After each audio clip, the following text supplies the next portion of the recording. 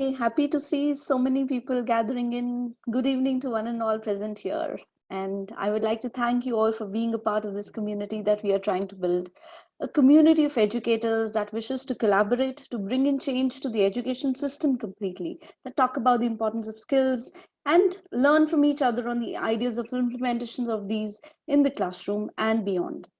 And for today's webinar, we have our eminent speakers who shall bring to table their experience on social emotional learning, on developing skills in the classroom and beyond, and a tool that brings in a platform to develop that skills. I look forward to know more about gamification into the teaching learning process, and I am sure all of you have the same thought. I'm Ruchira Banka. I'm an educator since past 18 years. I strongly believe in imparting skill-based education, and hence the idea of partnering with Shiminly. Firstly, I would like to thank Shiminly for providing us this platform to come together. And now let me introduce Shiminly to you. Shimin is a Japanese word that means citizen. Shiminly is an edtech platform that aims to create global citizens. It provides skill-based programs to both schools and individuals with a belief that students need holistic education to shape up as resilient, confident individuals who are ready to prosper in the real world. With the vision to create these future-ready citizens, Shiminly provides lessons to students that focus on development of life skills and academic skills with professionally trained teachers from across the globe. To spread these ideas, we plan to host this webinar and many more such occasions. And to begin with this, we look forward the learning that we look forward to today. I would like to introduce to you our speakers for the day. We have on board Ms. Padmaja Ambatipudi, currently an entrepreneur in the healthcare industry. She's been an educationist for the past 16 years, and it's been a journey full of learning which she simply cherishes. She has had the opportunity to teach and be a part of the administration in multiple curricula like the state, CBSE, ICSE, as well as the Cambridge. She always wanted to let students experience a subject rather than just read it from the texts and impart practicality into their minds. Even now, at every possible opportunity, she contribute to making learning a practical and an enjoyable experience. Ms. Padmaja is an experienced trainer who has conducted workshops for both teachers and parents. She has introduced technology-oriented subjects like robotics for students, an individual who believes in sincerity, individuality, innovativeness, and creativity, and strives to constantly upgrade herself. She believes in teamwork and ensure that tasks are accomplished effectively. Ms. Padmaja aims to create an open working culture which stimulates a path for innovation and personal growth. And her strength in imparting technology-based education brings us here with us to talk to us about gamification. Welcome, Ms. Padmaja. We're glad to have you here.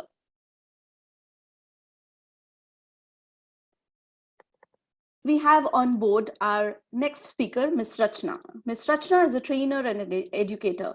She was the former primary years program coordinator at Silver Oaks International School in Bangalore. Over the past 12 years, she has enriched her experience as an IB primary years program facilitator while working at Oak Ridge International and Silver Oak International Schools. She was one of the top 25 mentors of the country for Think CIQ AIM Award 2016. As a PYP educator, she discovered that when teachers appreciate the uniqueness of each learner, when they make conscious efforts to connect with them and work closely with parents, learning becomes more fruitful. She thinks the world is beginning to discover the power of soft skills and that these can prepare the learners to take on challenges of the 21st century. She believes in the power of educators who adopt a growth mindset and are continuous pursuit of excellence in their practice. The power of questioning and reflection keep her excited about her inquiry learning processes and enabling learner agency in the classrooms and beyond. Her love for learning and collaborating with fellow educators is what brings her here with us today. We are glad to have you on board, Ms. Rachana, and looking forward to a lot of learning and sharing of experience with both of you. Let's all welcome Ms. Rachana and Ms. Padmaja. Over to you, Ms. Rachana, for all the meaningful insights that you would like to share with us. Thank you so much, Ruchi. First thing I would like to say is that is absolutely true that connecting with Shiminly is purely motivated by the thought that it will let me connect with more educators who are like-minded, and this is a wonderful opportunity for us. We are very, very grateful to Shiminly and Ruchira for bringing about this platform for us to be able to share our ideas and thoughts about aspects of the classroom which can make classroom learning more successful. So today what we will do is we'll start off with this event with a small activity. I see that there are quite a few participants with us, and if we could, if you are comfortable, we would request you to keep your cameras on so that the interaction will be more productive for all of us. If that is okay? And like I said, we'll start it off with an activity. What I request all of you to do is take a moment and think of one of these roles, whether you would want to be a teacher, whether you would want to play a student, or you would want to play an employer. And so say, for example, if Ruchira here picks up to be a teacher, she will think like a teacher and then speak like a teacher. That's what I mean. So what we will do is pick up a role, and then there are a set of skills that are displayed on the screen. What I would want you to do is think like this individual and pick that one skill out of these skills that you feel is of utmost importance for you to be taught in the classroom. So I'll give you a moment to think, and then I'll pick a speaker to speak. Since you're not turning on the cameras, I'll still pick out names and probably encourage you to speak. I'll wait for a moment for you to give it a thought.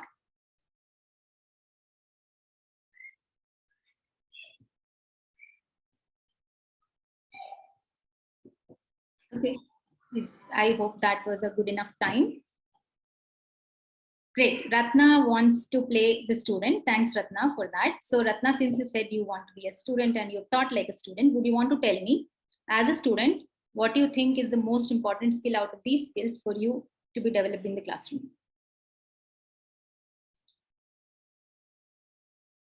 Ratna, can you hear us? Ratna thinks self-management is most important for her. Thank you, Ratna. Anybody who has chosen to be a teacher? Ruchira has chosen to be a teacher. Ruchira thinks creativity is a skill that she wants to choose and develop in her learners. That's great. One other person who has chosen to be an employer. Is there anybody like that? Oh, come on. See, classes are more interactive and such sessions are more productive when we interact. So we want somebody to volunteer and tell us if they are playing a employer, or I'll pick somebody. Maybe I'll pick Mr. Samir. Samir joined us early on. So Mr. Samir, would you want to be the employer and tell us out of these skills what you feel is most important for learners to learn in the classroom or develop in the classroom?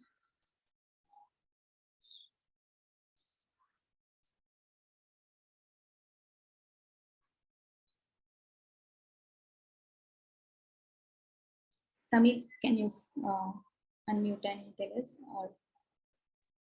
Or okay, Lija wants to contribute, I guess.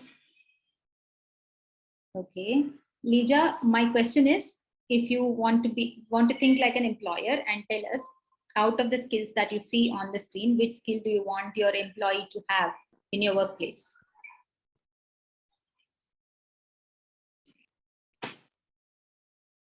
No. Anybody? Padmaja, would you want to volunteer and tell one skill just so we move forward? We can't hear you. Maybe you are muted. Do you want to unmute? We can't hear you.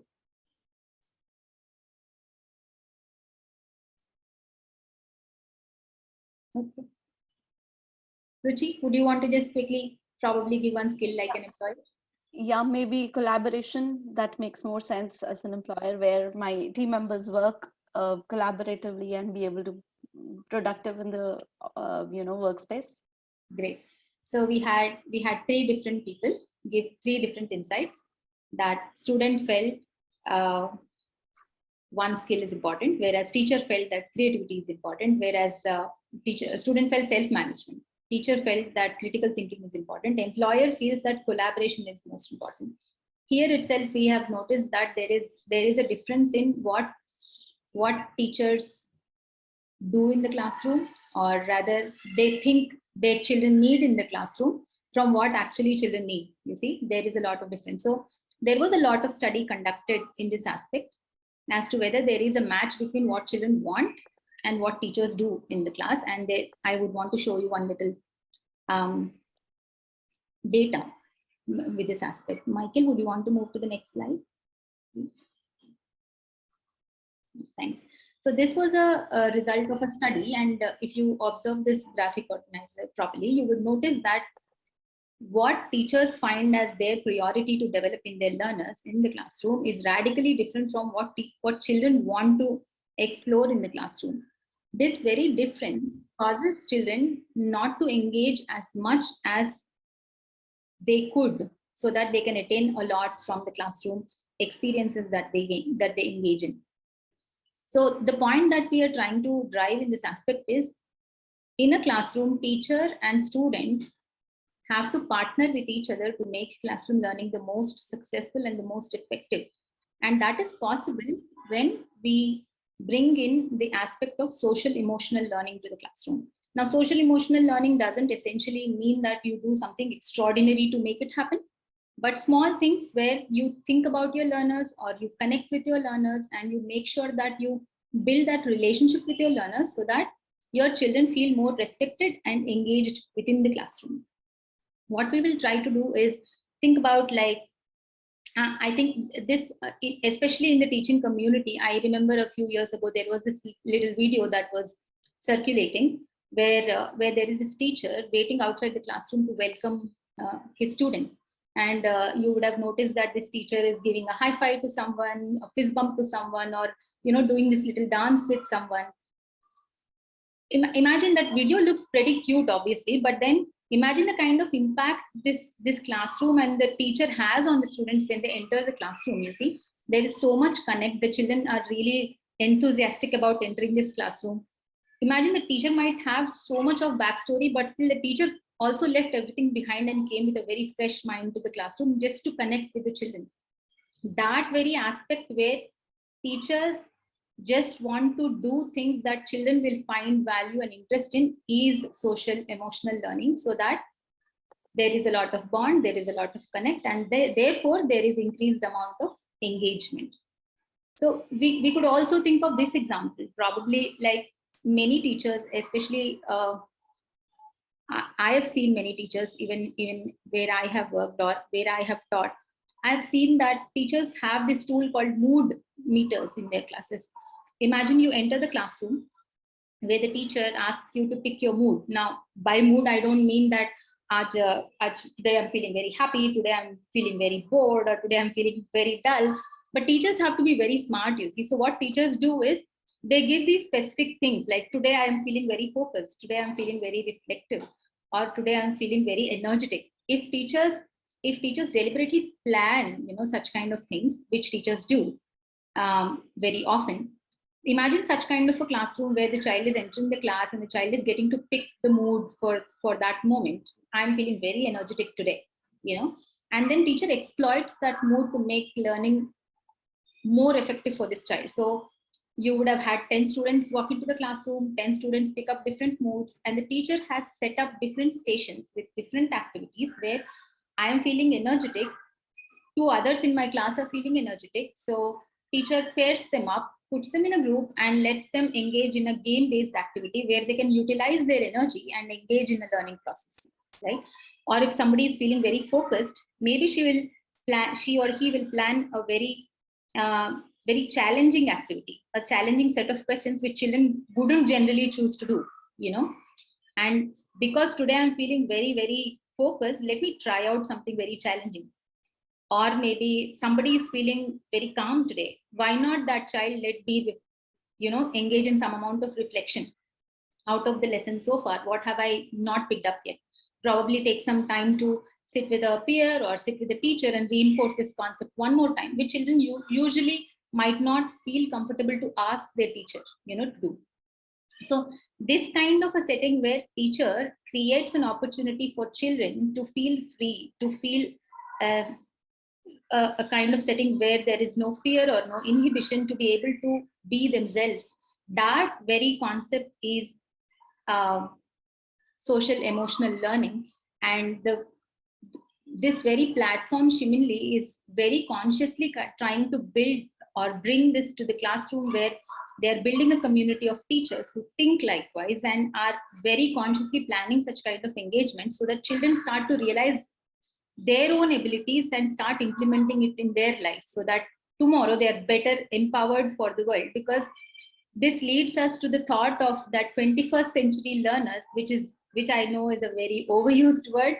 However, we should still talk about it because we as adults belong to a different generation. Our parents belong to a whole different generation. We all were taught to be able to perform certain mechanical tasks in the past, but see how world has changed today. Today we do so much more than deliver a mechanical task. And imagine 10 years down the line, these very children who will enter the workforce would be solving so many problems that are yet unknown to us, or probably they're there and the solutions are extremely challenging. So talking about 21st century learners, their challenges and their opportunities and what they will be doing in future, all of this can be brought together only when teachers can consciously work on creating a balance between developing cognitive as well as effective skills. You see, just focusing on cognitive skills, developing knowledge and skills of like critical thinking or analysis, they certainly matter. We have to develop that in students, but at the same time, there should be enough focus on life skills, which exactly what is the focus of Shiminly, and that's a beautiful concept, and that is wonderful thing to connect with, right? Moving on, today's session is focused on understanding today's generation, and you see they are extremely smart. They're nothing like us. They're supremely empowered bunch of people, and whether we like it or not, they are in a time where everything is gamified. You know, they do something on Instagram, they get likes. They do something in the classroom, they need appreciation, and they thrive on this appreciation. Let us not say that, you know, this is the wrong type of motivation.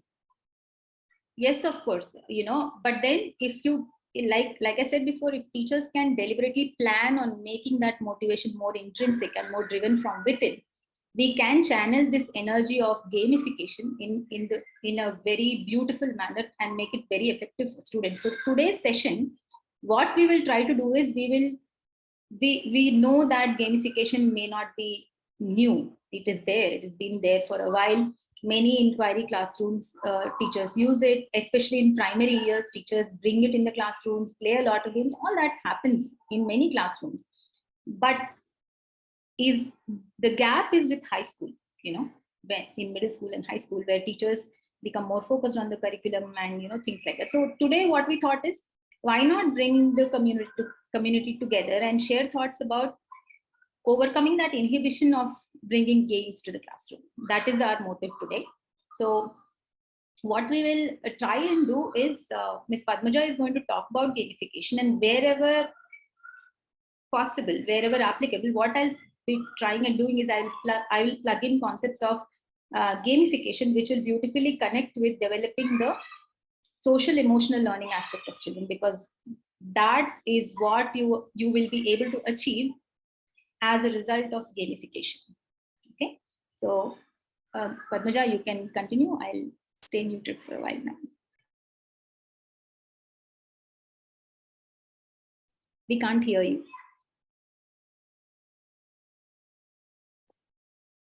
Padmaja, can you quickly rejoin maybe?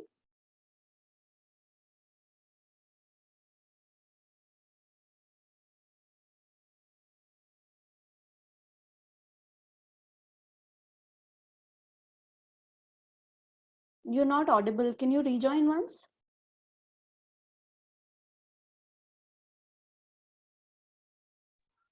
Okay, by the time Ms. Padmaja joins, does anybody have any thoughts about what we have discussed so far, or anybody wants to share anything? Participants, you can unmute or switch on your cameras, and you know, the whole idea of getting together here is to interact with you all. So I'm sure your enthusiasm has brought you here. So let's see that, let's interact, let's get to learn from you as well, because I'm sure there's a lot that you have brought into the system already that we wish to learn from you. So if anyone would want to talk or interact during the session also, this is not something that we want it to be a one-way communication at all. We wish to hear from all of you during this interaction. Yes. Please feel free to add. We all of us know Add, that question, debate, yeah, whatever.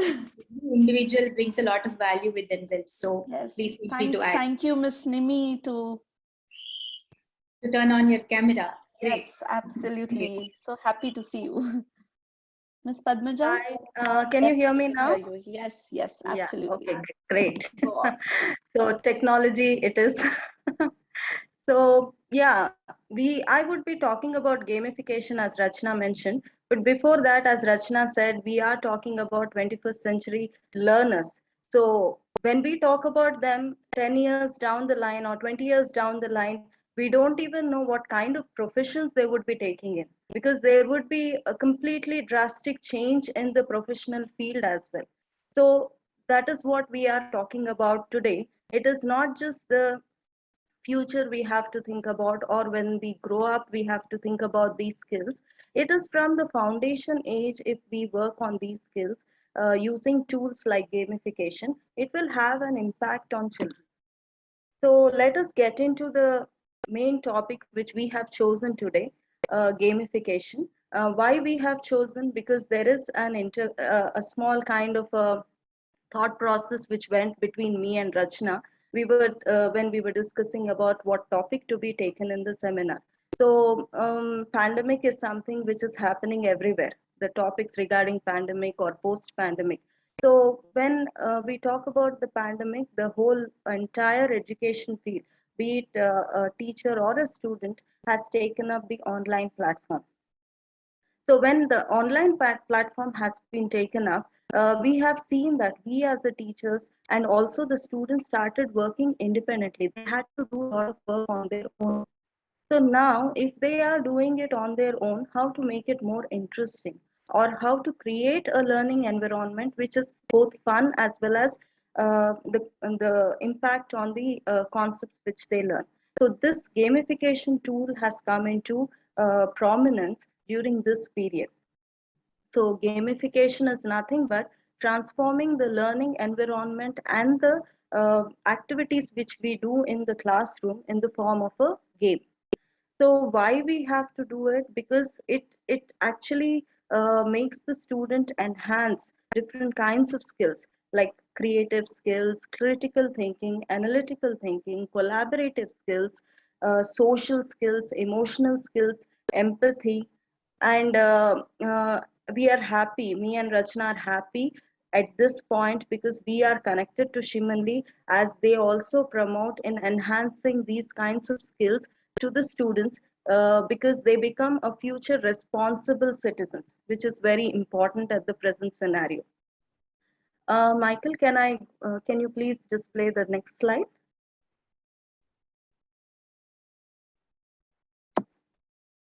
Yeah, thank you. So, coming back to this topic, why is it important to implement gamification in the classroom? See, until and unless we do a survey or a research and we know what the students want, it is difficult to implement anything which they like. So, a survey has been conducted across, and we have found that 67% of the students wanted gamified learning in their classroom. They wanted learning to be fun in their classroom, apart from the rote learning mechanism. So that is the reason we have to implement gamification in the classroom. And also the survey said that the attrition rate of the students have reduced by introducing gamification, and the students' grades also have improved. So that is the main aspect why we have to include gamification in the classroom as an important tool. So coming to the implementation part, I think Michael, we can stop displaying the slides. We would like to be having more interactive session over here. So coming back to the implementation in the classroom, yes, it is very, very important. And how to implement it? we have divided, or we wanted it to be easily implemented. So it can be of two types. One is the computer based gamification process, where we used a lot of apps or a lot of game designing mechanisms or technology, which plays an important role here. So here I would like to take an example which I use, an app which I use, a game which I use in almost all my classrooms. It is called as a free rice grain game. So in this game, after a particular topic is taught in the classroom, the child would be playing this game and answering the questions. Once the child answered the questions, the child would be getting points or rewards. At the same time, a single food grain also will be donated. So end of the game, they would be knowing how many food grains they have donated. So I have seen among children, they get so excited and they get so motivated to play this game more and to give more right answers so that they can donate more number of rice cakes. So this is a classic example where cognitive skills are touched upon, as well as the social emotional skills are also touched upon.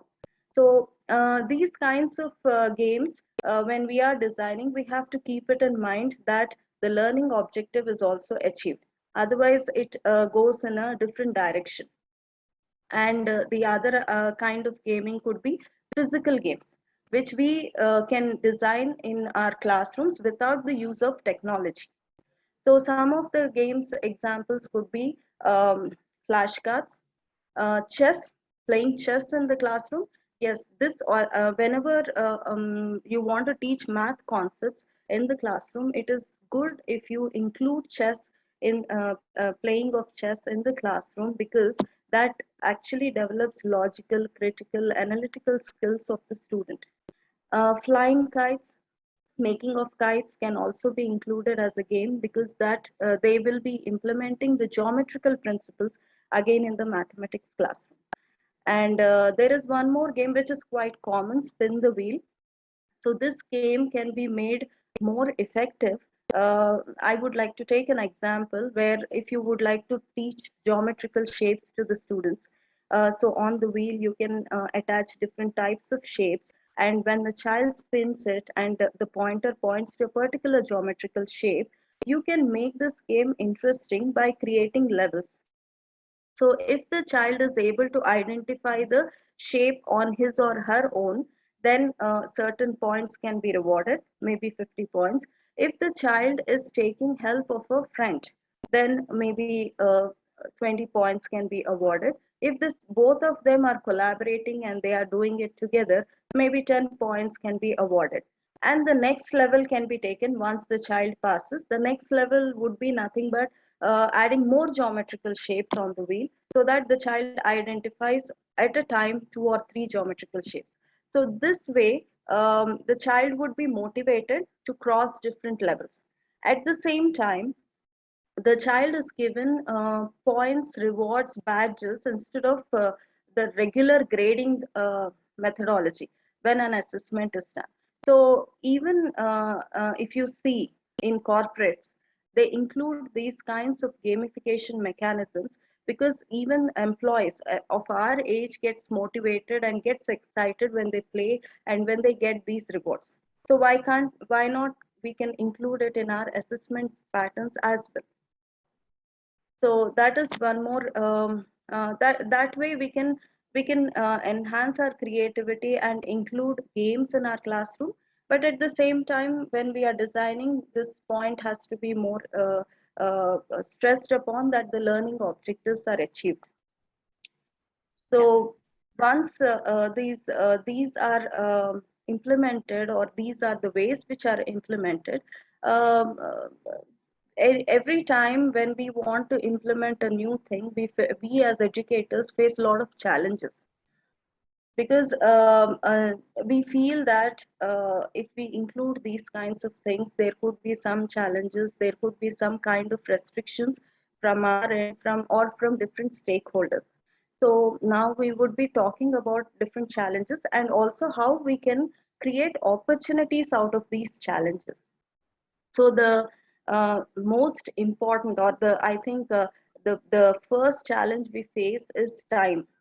So I would like to know how many of you are restricted by time to finish a syllabus. Can I see some hands up or some hands down? To finish a particular syllabus, do you get restricted by time? You feel that, okay, this time is not enough, I have to finish it, I need extra periods? How many of you feel that as educators? Okay, Kalpana. Okay, great.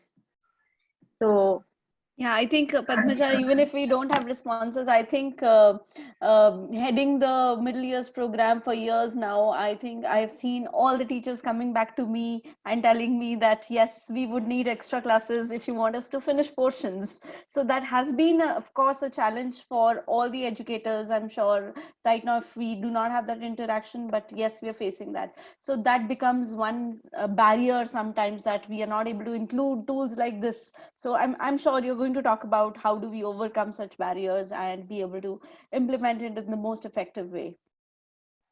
yes, I think Ratna has written something. I feel that we have time to complete portions, but we are not able to include games. Okay. So, yeah, so that is what we are here for. So, we create this is a challenge which we are facing. So, how can we make this challenge and create an opportunity out of it? The best solution, what we could find out, is following the interdisciplinary mechanism. So when we are teaching topics in a particular class, how to assess them or how to combine them and um, make the learning interesting and give a broader aspect to the child. The child may not be thinking in a particular angle, but it gives a broader aspect to the child. So again, one of the activity which I've done personally in one of my classrooms, I have taken the children to the basketball court. So when they were playing basketball court, there are a lot of reflections they could they could recollect a lot of concepts. Like for example, when they are throwing the ball, the force, the types of force they use. When they are throwing the ball again or standing, the position they have to be in, the angles they have to be in. So when they might not realize all these concepts while they are playing, but yes, these concepts play when they learn and they implement, have an impact. Again, they also would be knowing about their body dynamics. Apart from that, when they play basketball, they also analyze the particular game, how they have played. So technology plays an important role over there. They can analyze this, okay, this game has been played this way. So what are the other strategies I can use to better it or to improve it? Apart from these kind of cognitive skills, there are other skills which they also learn, is nothing but the social skills, emotional skills, empathy, accepting failure, accepting defeat, because that is one thing which I feel as educators is very important to inculcate among our children. So these skills are also developed when they play these kinds of games. Apart from communication skills, collaborative skills, and also team building. And I think Rachna also would like to add some points over here. Well, yeah. So just taking a moment to just reflect on the social emotional learning aspect from such kind of games or usage of such kind of games in the classroom. So talking about, while you said that, you know, when we can take students to a real life scenario where they engage in a game like basketball, and the teacher is deliberately engaging children in thinking the real life application of their learning it from maths or science or language to be able to play a better game is is a wonderful way of executing their learning in real life, which is a gap which often happens in students learning. But at the same time, while they do this, like you have mentioned, children are developing a lot of other things about accepting failure, but with a lot of grace. You say, like, they they accept it with a lot of confidence that it's all right if I would have failed right now, but this probably is an area I might have to work on and develop on in the next game that I might want to play, or probably where they take an opportunity or a moment to sit with a friend or sit with the teacher and understand what is causing me not to be able to score this goal that I could. Why was I so close and I still couldn't do it? When children engage in such kind of conversations with others, it will create a setting where children are able to look back at what are their challenges, why or what should I be doing towards this goal that I could set. I am not essentially talking about the goal in a basketball court, but then generally any goal for that matter.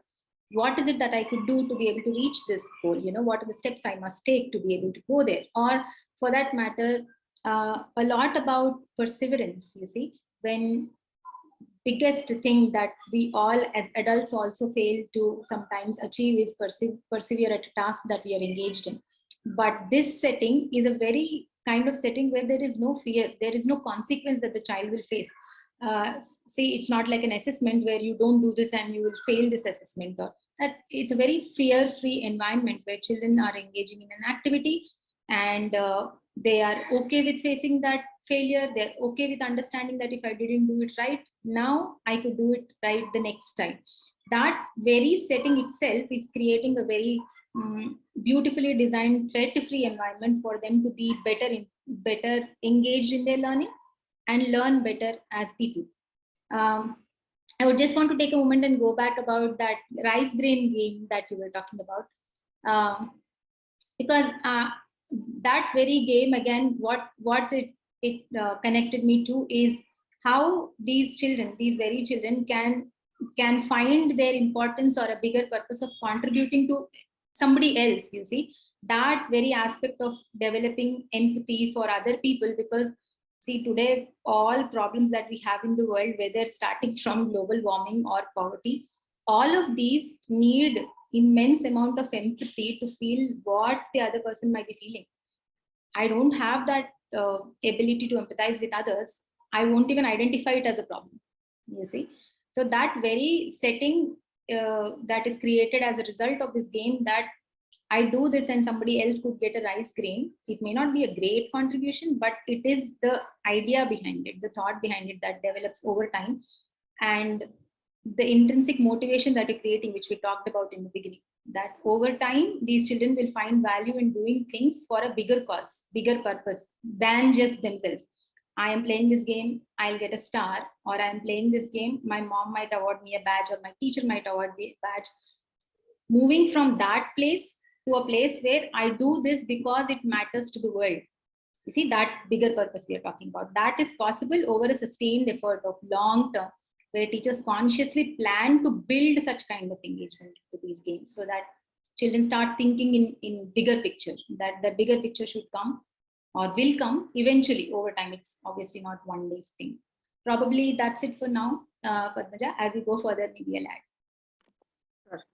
So the another challenge which we have already spoken about is something having games based maybe technology, using technology or physical technology. We can use different apps, as I told, like we have Kahoot, we have Quizlets, and a number of online games, educational games. And some teachers are more inquisitive and more excited, and they create and design their own games and physical games as well. But then when it comes to high school, somewhere I feel that it becomes the education becomes more serious and more focused. As Ruchira also has mentioned, teachers would be coming and asking, I need more periods, I want to finish the syllabus, I want to give extra questions, or maybe some extra topics or extra knowledge to the students. So why can't we include fun also in these high school students? So again, one more example which I have implemented in 11th and 12th grade students. And initially I thought whether they would be enjoying or having fun.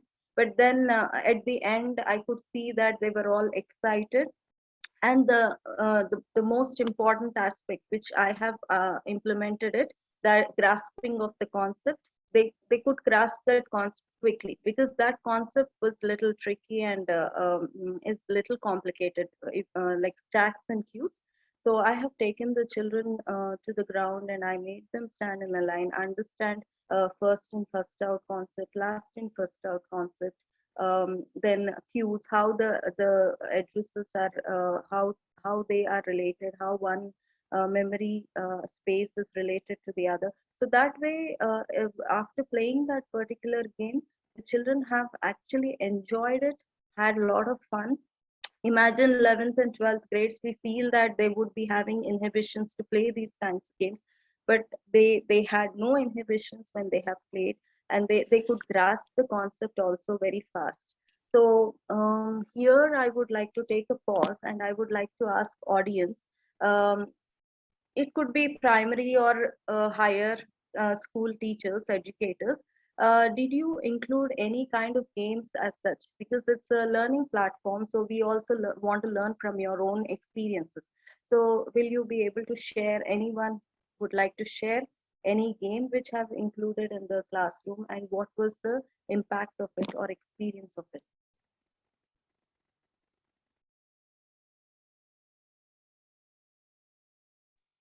Hi, Ratna.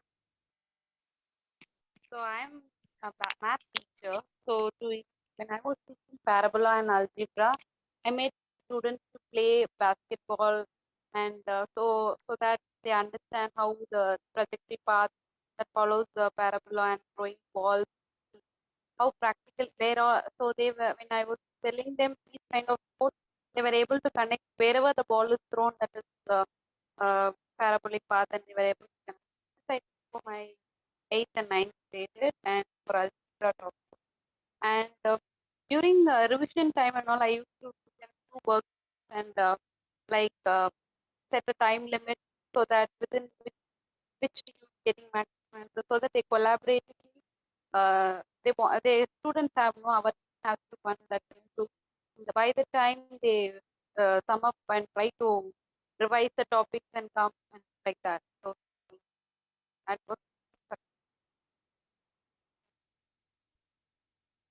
Okay, that is, I mean, very interesting and very, I mean, we could also learn that when in revision times, especially, we can include these kinds of games, so that they don't feel, because usually revision means children don't take it in a serious note.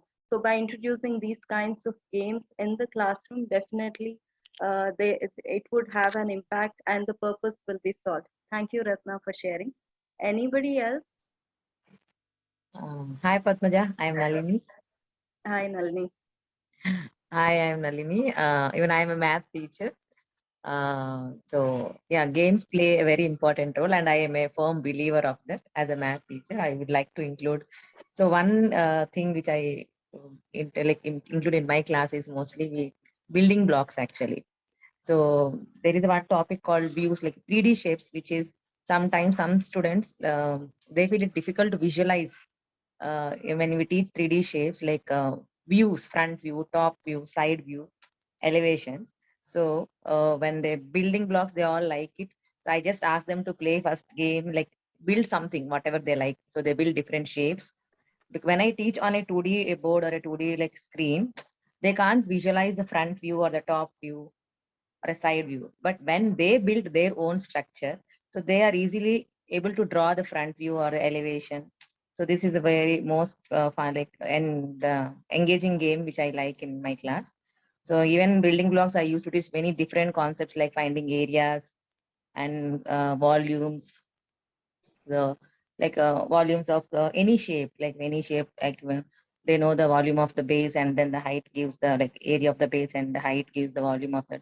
So they build their own figure, own structures, and try to calculate their areas or volumes, especially in geometry. So this is one of the games which I introduce in my class. While Miss Wonderful. Nalini talked about building, I just started thinking about how students in my class used to really enjoy doing Minecraft. Minecraft is Uh, that building game, and children get absolutely engrossed in doing that. For us it might feel, what are they doing? But then for them, building anything in that Minecraft scenario and showing that exquisite thing that they would have built there is such a matter of pride, and they share it with a lot of, like, imagine the amount of agency and the kind of ownership they're creating in the process for themselves, and they would want to go back to such kind of experience. So what the beauty of such kind of engagements is, children want to engage in it. We don't have to push them to go do this. You see? Do that. And I believe, Rachana, that learning remains with them forever. You don't have to go back and tell them that you have to revise this concept, or you have to, build it up once again. That learning remains with them forever, because I had played a game in the class, and this was my takeaway. This takeaway is what I can carry for life. So yeah, another very important question. Sorry if I interrupted you. Another point that was, hovering over my mind for a while now, that yes, when Padmaja was talking about teachers not being able to complete portions, and the audience talking about that not being able to include games still. Yes, we are able to complete portions at time, but we are not able to include games.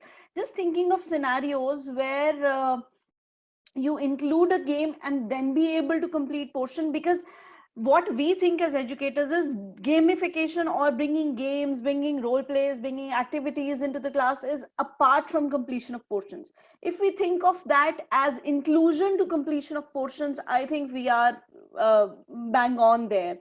Yeah, because when you're talking of the concept, I again, Nalini and Ratna, I'm also a math teacher, teaching math for about 18 plus years now.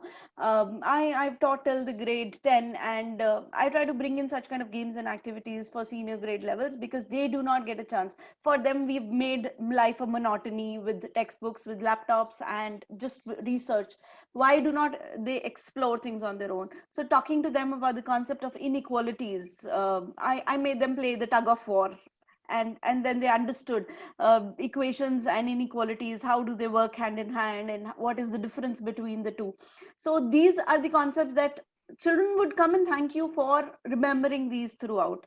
So when we include games as a part of the teaching learning process, we are completing portions. It's not that we are not completing portions. We have to move ahead from there. We don't have to repeat them on the board. When you spoke about a very good example of spin the wheel kind of concept, so we not draw figures on the board to be able to ask them, okay, recognize these shapes? We rather put in that extra effort to create that spin wheel, which we can now do online as well, which doesn't take any time from us teachers. So exactly the same thing. We are not bringing in anything new. It's just a more creative way of bringing it to the students. I would Yeah. like to just add a little bit here before I lose my thought, because it just happens sometimes. You see, couple of things that we have to think about here in this particular time is also another major monster that teachers are extremely irritated with, or they just feel this is not possible, I can't do it, is differentiation. We just feel there is no time, and I cannot sit down and plan so much. Differentiation can be effectively implemented in classroom by bringing gamification, because when we talked about that spin that wheel itself, you see, this game can be modified a little bit, just a teeny bit of modification, where you are bringing this game to the classroom, and you are creating levels of achievement for children, and saying that you spin the wheel, you land on a shape. Probably Ruchira landed on a triangle, and Padmaja landed on a quadrilateral.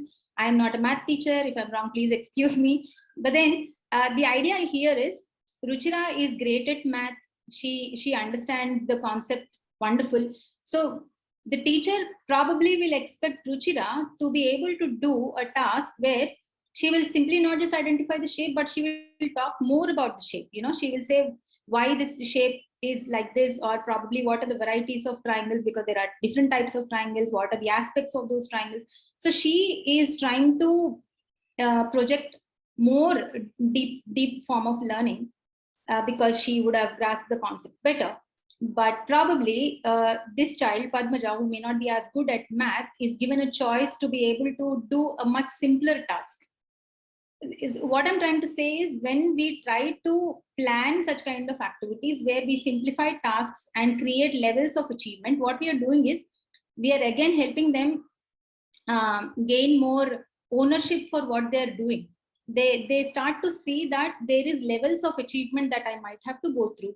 And today, if I am able to do level 1, tomorrow I have to aspire to pass through to that level 2.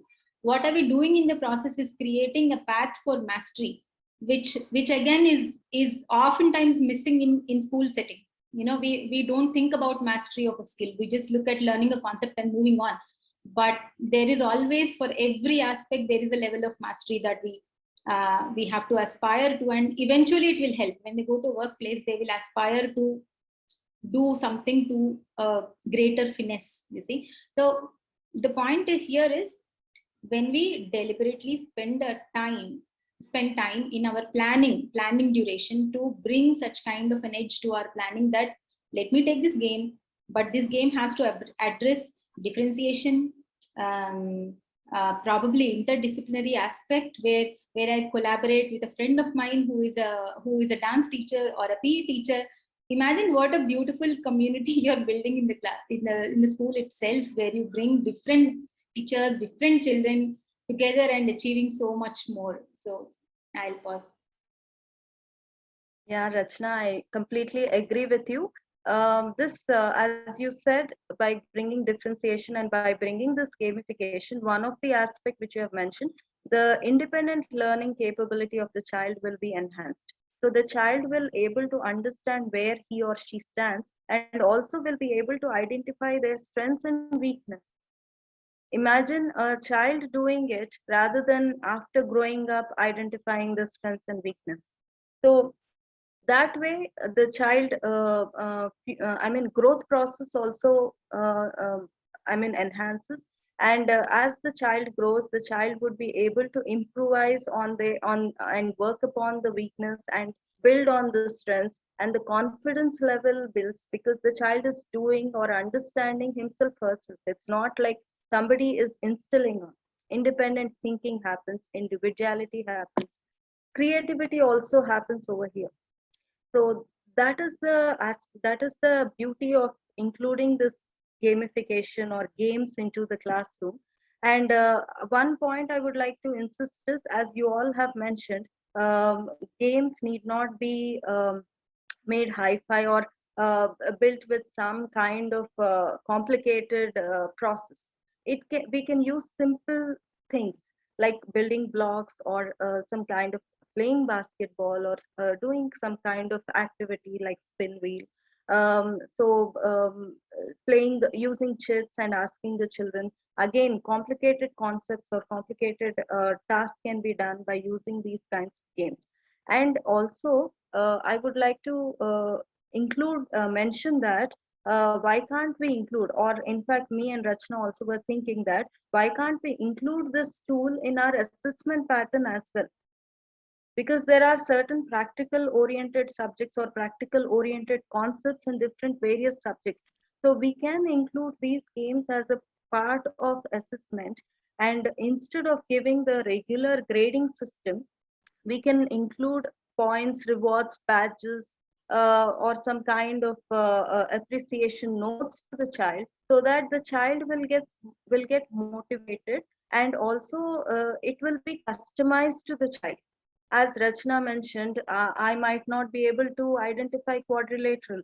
So for me, I will be in level 1 or maybe level 2.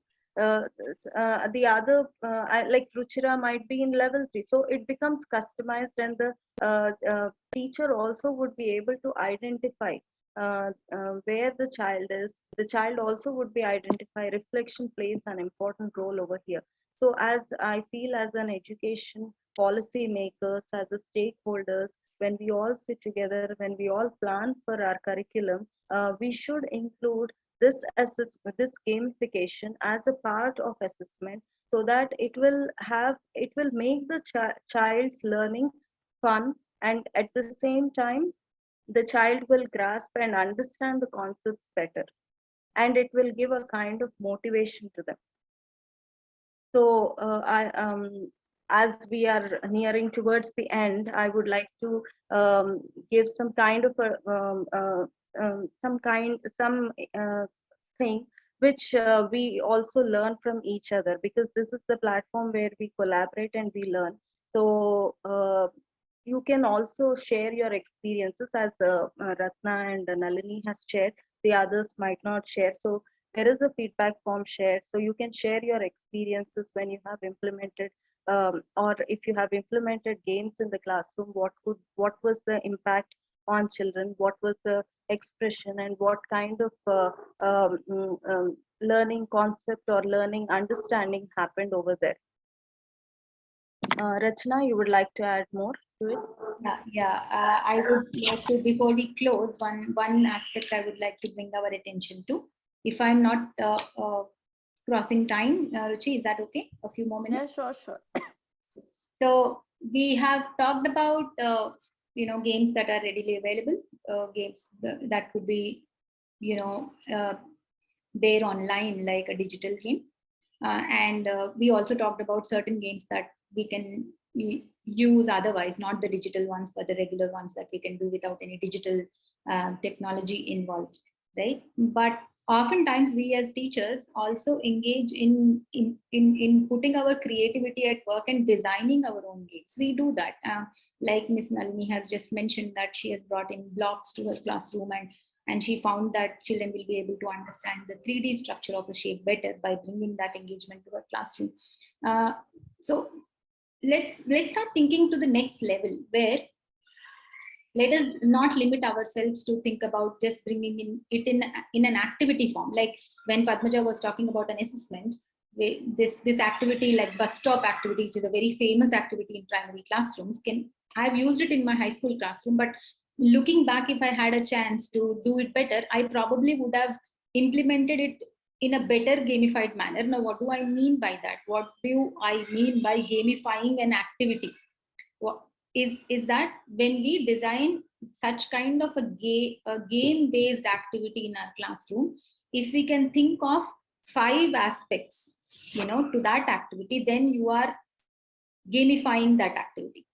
If we can monetize it, that what I mean by that is, if you can bring in points or rewards to your activity, find a way to make it that when a child reaches a level of achievement, the child gets some points from it, so that it creates some amount of motivation for the child to try. The second thing is, try to bring in levels to this game that you're bringing to the classroom, so that you're creating levels of achievement so that children can aspire to get better. That means you won't just do it today and close on this, but you might give it multiple exposure to children, that if I didn't excel at it today, I can get better at it tomorrow, that kind of thing. So third thing is, allow choice for children in this game. See if they can choose to do what they want to do, because that will allow for children to express their wants and thinking to you more clearly. They will develop a better relationship with you as a teacher. One other thing is, see if they can engage with a peer in the process, because that will help them communicate better, plan better, develop decision-making abilities. Let us do it like this, maybe we will win it, that kind of a setting. Last thing is feedback. Create a setting where they will ask and take feedback either from a peer or from the teacher. So the 5 aspects we will all remember to do when we design the next activity and gamify it. One is monetize it, that is, you bring rewards to the game. Second is create levels of achievement so that you do it over and over again. Third is allow more choice in the game. Fourth, try to make it more collaborative. See if they can collaborate with a peer during the game. Fifth, and peer, when you bring a peer, also give them a choice to pick the peer that they want to work with. Unless you feel that, okay, this kid has to collaborate with that kid so that it will make this kid better, then you can do it, if you're deliberately thinking so. But otherwise, give them a choice so that they can go pick a peer to work with. And the last one is feedback. Very, very important. Let children tell you, ma'am, this game was good, but maybe we could do it like this. It's a good thing. Let them give you that feedback. Be open to it. Only then will we bond with them. That is exactly the kind of approach that any teacher should have, and it just takes the beauty of your classroom to the next level. And one last thing I wanted to add again is, is when Padmaja talked about policymakers thinking in this direction. I am a firm believer that teacher well-being has a direct impact on children well-being. I have seen it, I have felt it as a teacher. Ruchi knows it, but I feel that when we deliberately plan such kind of engagements in the classroom as teachers, there is a lot that happens to us also. We shouldn't undermine what happens to us. Children get a lot clearly, but bahut sara magic we also experience. One is you will feel, I did great stuff in my classroom today. I did something very, very different from what I usually do. That itself is a wonderful, wonderful feeling. The second thing is, it just improves your well-being as a teacher. You won't feel so overwhelmed that, my goodness, there is 10 classes I'm taking today. Rather, you'll say, I planned this activity. I want to go to class and do this. I want to see how children will respond to this. Imagine how much less stress you will experience by bringing this to the classroom than going and executing a mundane lesson in your classroom. And one other point, Padmaja, we wanted to clarify is, don't think that gamification is a magic wand. It won't do magic. It will take a lot of effort and time. One other thing is, teach your concept properly first. Spend a lot of time in teaching the concept. Then bring gamification in between to reinforce it further. That will enhance the power of gamification. So you teach the concept of angles properly, then you thoda sa like bread ke beech mein jam ke jaisa thoda sa bring one game so that they reinforce that learning. And then again teach another thing. And then again go back and do an assessment using a game. And so when we do this like a checkerboard, we will feel good, students will feel good. We were also thinking how beautiful the setting will be when interdisciplinary learning happens, when we get to talk to, I was talking to my basketball friend from a, old school today about asking him that, do you really teach angles, tell children that this angle or, consider, think like this in angle so that you can shoot the ball better. He says, yeah, we do think, but why are you asking, At least I got back and spoke to that friend. So yeah, that's about it from my end. Yeah, when you say interdisciplinary, Rachna, it need not be same class because it could be across the classes as well. I mean, why can't 6th, 7th, 8th grade children collaborate and do something? So one competition was held, robotics competition, and they were so excited. It has the wonderful products have come out of it. The output was too good. So inter grade collaboration also plays an important role in these kinds of activities. Now I think we are on time, or maybe a little beyond time. Over to Ruchira. No, I think this was quite an engaging session, so much of enthusiasm and learning. I myself have learned so much while you spoke about examples, and such wonderful examples that both of you brought in, and thanks to the audience who've also been able to participate. I completely agree with Rachana saying that, yes, we must take feedback on what we are doing so that we can also improve as teachers every time. And likewise, as the speakers and organizers of this webinar, we would want to take feedback from all the audience. The feedback form link is in the chat box. Let us understand that how far the objective of this session was met, how far we were able to convey what we wish to, and how comfortable will you be using gamification and be able to focus on social or emotional learning of the students in the classroom. If that becomes a platform for you, if this becomes a motivation for you, then please share your thoughts with us. You can write back to us, you can talk to us anytime. In fact, in case you're seeking any form of support to integrate skills in our classroom, then of course Shiminly can be your companion, because Shiminly also offers free demo workshops for students to understand the program better before they sign up or enroll for it. So in case you look forward to connect with us, there will be a detailed email that will be shared to you post the session along with the recording of this webinar. I urge all of you to at least have a look at the programs offered, which I'm sure will act as a supportive tool to bring skill-based learning into your classroom, and all of us will be able to meet our goals and aims to be able to bring skill-based learning into the system. We do not want that I do it as a teacher or you do it as a teacher. I think all of us will need to collaborate, join hands, and then be able to, fight back the system, which is still not to the level of the learning that we want to bring in. So let's all do it together. We look forward to meet you in many more such webinars. I wish that you all are speakers, you all talk, interact with us, and discuss with us. In case you're not too comfortable talking in public like this, maybe you can write to us and then we can chat, collaborate one-on-one as well. So looking forward. Thank you, Ms. Rachana, and thank you, Ms. Padmaja. I think it was wonderful. I have to applaud for you, even if the audience are not doing that already. But such a wonderful insight. Thank you so much. We wish you all a great evening. We are also extremely grateful for this platform, Ruchi. It came through you. We are thankful for the opportunity, but we are extremely grateful for two reasons. One, that Shiminly is consciously doing something about the skills, which are most essential. The second is for seriously making this happen, to be able to bring the community of thinkers and change makers and ideologically similar people together. That's so difficult to do, but I'm so glad that this is the platform we are getting to do that, and we are extremely grateful for that opportunity. Thank you. Thank you so much. As Rachana said, it gives a lot of freedom and flexibility because these kinds of platforms will give us that kind of an edge when we want to speak something or when we want to share something to the audience or the common community we have.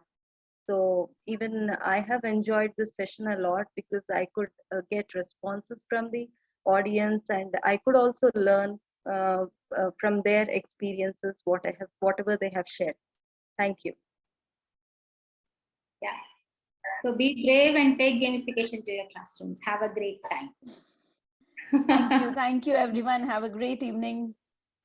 See you all. Bye-bye. Bye-bye.